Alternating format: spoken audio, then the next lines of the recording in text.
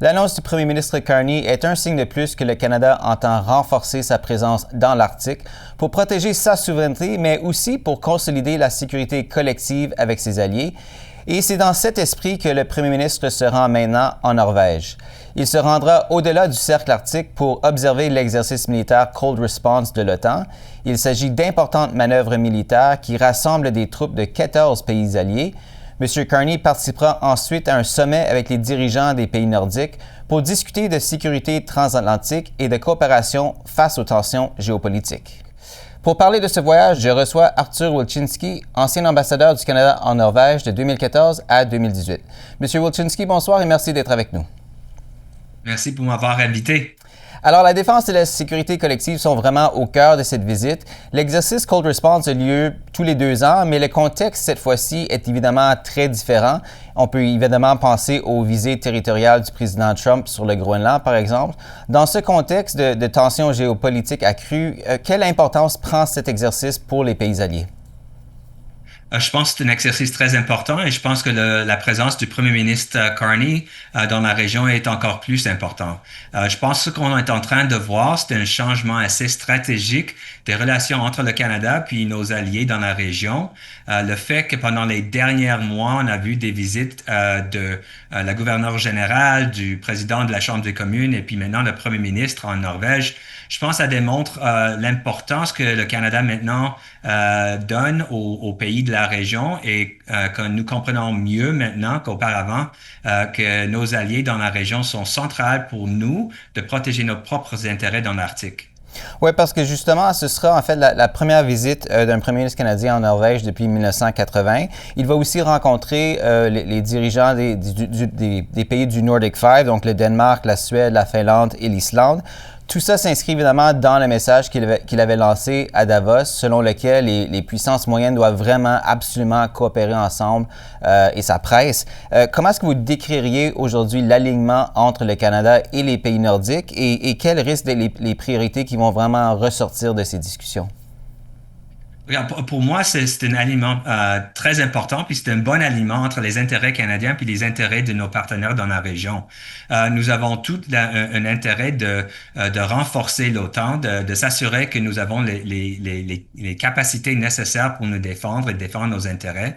Je pense que nous avons des valeurs en commun, le respect de la droit de la personne, un dévouement vis-à-vis de l'Arctique et que nous voyons le changement climatique aussi comme une priorité qu'on doit aborder au même temps que les autres menaces vis-à-vis de notre sécurité.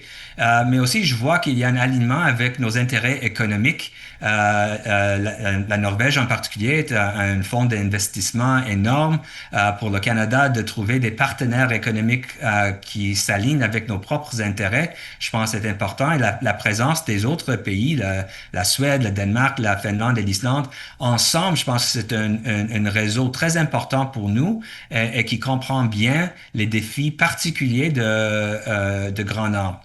Et si on revient pour un instant à l'exercice Cold Response, certains pourraient y voir dans ces manœuvres un message adressé carrément au président Trump, selon lequel l'OTAN est vraiment capable d'assurer la sécurité de l'Arctique.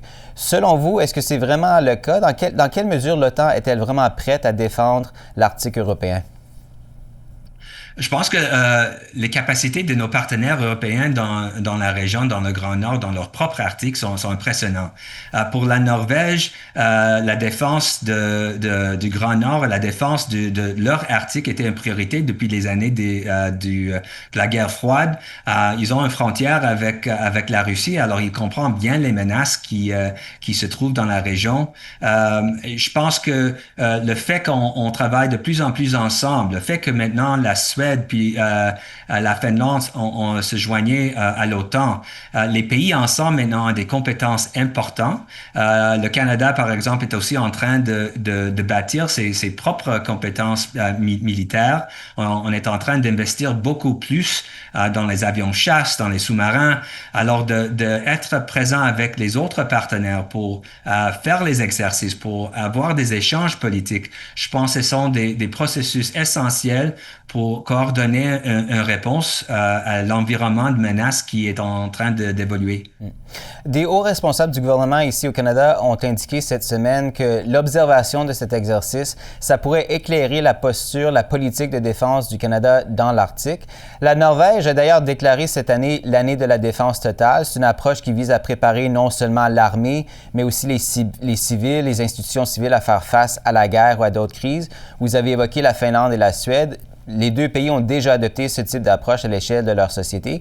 Quelles leçons est-ce que M. Carney et les Forces armées canadiennes pourraient peut-être tirer de leur passage en Norvège à cet égard-là? Alors, je pense que la leçon la plus importante pour moi, c'est la question de la résilience de la population. Je pense que pour le Canada, pendant plusieurs décennies, on n'a pas vraiment perçu une vraie menace à notre propre sécurité. Pendant des décennies, le Canada a bénéficié d'être voisin aux États-Unis et on a bénéficié de vraiment une approche de périmètre dans l'Amérique du Nord avec les Américains. Mais étant donné l'évolution des politiques américaines, le fait que les Américains eux-mêmes, maintenant, ont menacé nos amis danois et groenlandais, le fait que les États-Unis toujours mettent en question la souveraineté canadienne dans le Grand Nord, je pense que c'est pour nous d'être prêts, d'avoir des alliés importants comme celle dans les pays nordiques. C'est une façon, encore une fois, de bâtir notre propre résilience. Mais cet étant dit, je pense que c'était important de reconnaître que les menaces qui font face à les pays nordiques sont très différentes que la nôtre. Comme on dit, l'Arctique canadien n'est pas la même chose comme l'Arctique norvégien ou suédois. Comme j'ai dit, la Norvège, la Finlande ont des frontières directes avec la Russie. Étant donné là aussi la guerre avec l'Ukraine, je pense que pour les Européens, les menaces sont beaucoup plus proches que les nôtres. L'autre chose, c'est qu'on doit reconnaître que la marine russe est située dans la péninsule Kola, qui est juste à côté de eux. Alors, ils doivent traverser les zones maritimes norvégiennes pour rentrer dans l'Atlantique. Alors, encore une fois, la menace totale de la région du Grand Nord européen est différente que la nôtre. Mais cet étant dit, encore une fois, je pense que le fait que les pays comme la Suède, comme la Finlande, comme la Norvège ont pris cette approche de la défense totale, c'est une leçon pour nous à mieux comprendre et encore une fois préparer notre propre population pour les menaces qui sont en train d'évoluer. Il nous reste seulement à peu près 30 secondes, mais cette visite survient aussi alors que la guerre, évidemment, se poursuit au Moyen-Orient. On constate des attaques iraniennes contre des pétroliers dans le détroit d'Ormuz et une flambée vraiment historique du prix du pétrole. Le Canada et la Norvège sont tous deux des exportateurs d'énergie. Comment est-ce qu'ils pourraient peut-être, en fait, réagir ensemble à cette crise? Je pense que pour nos deux pays, c'est important de garder des lignes ouvertes pour parler des menaces au accès de nos consommateurs aux produits pétroliers. Je pense qu'en particulier pour le Canada et pour la Norvège, il y a la question de développement du Bay du Nord. C'est un projet de développement de pétroliers aux Terre-Neuve où une compagnie norvégienne est la principale investisseur.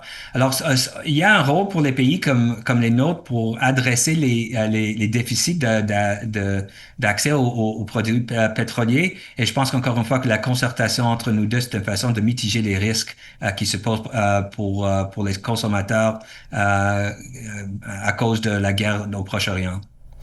Arthur Wyczynski, ancien ambassadeur du Canada en Norvège, merci encore une fois d'avoir été avec nous ce soir. Bien apprécié. Merci beaucoup pour l'opportunité.